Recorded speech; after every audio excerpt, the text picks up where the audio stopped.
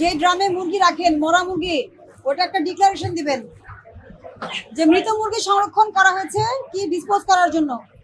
বোঝাতে পারছি? আমি কি বোঝাতে পারছি আপনাকে? হ্যাঁ, তাহলে কি হবে? মানুষের বিশ্বাস স্থাপন হবে যে মরা মুরগিও আপনারা আলাদা সংরক্ষণ করেন এবং এটা দিয়ে দেন আর কি, যারা ঘুড়ি কিনতে আসে তাদেরকে, তাই তো?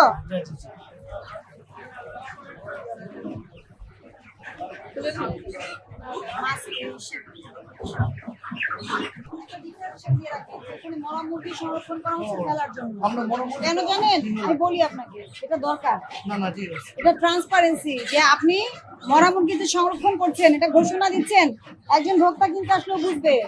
আর মানুষের সন্দেহ আছে, এরকম কিন্তু অনেক জায়গায় কমপ্লেন আসছে, অনেক জায়গায় আমরা ধরছি মরা মুরগি খাওয়াচ্ছে মানুষকে, এরকম আছে না? আপনি যে সৎ ব্যবসায়ী বা আপনি যে ট্রান্সপারেন্সি মেনটেন করছেন, এটা আপনাকে ঘোষণায় থাকলে এটা আমাদের জন্য বোঝা সহজ, ভোক্তাদেরও বিশ্বাস স্থাপন হবে। যে গ্রামটাতে রাখেন মেয়াদোত্তীর্ণ ওষুধ কিভাবে লিখে রাখেন ওইভাবে। বুঝাতে পারছি?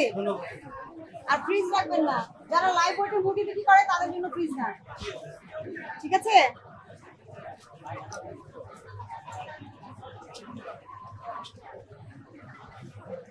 আজকে রঙিন লাইট দেন নাই? হ্যাঁ, দেয় নাই আজকে।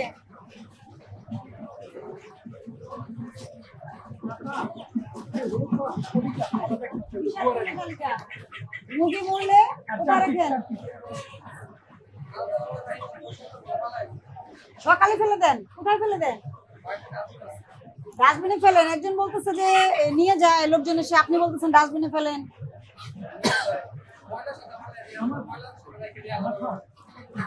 আজকে মুরগি মরছে কতগুলি? কোথায় রাখছেন? হ্যাঁ, কোথায় রাখছেন দেখি?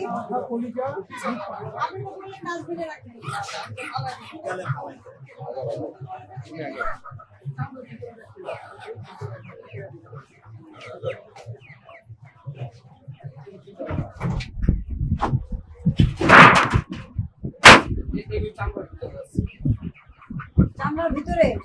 হ্যাঁ, কখন ফেলবেন?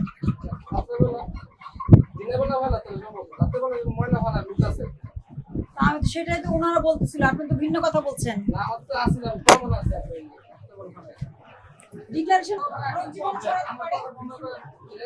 আমি যেটা বলছি শুনেন, ড্রামে আলাদা ঢাকনা আলাদা ড্রামে রাখবেন, কারণ যেটা মারা গেছে সেটা তো রোগ জীবাণু বিভিন্ন কারণে মারা যেতে পারে, তাহলে যেটা না ছড়ায় ওটা ঢেকে আপনি ওই যে ওই ইটার গায়ে যে মরা মুরগি সংরক্ষণ এভাবে লিখে রাখবেন।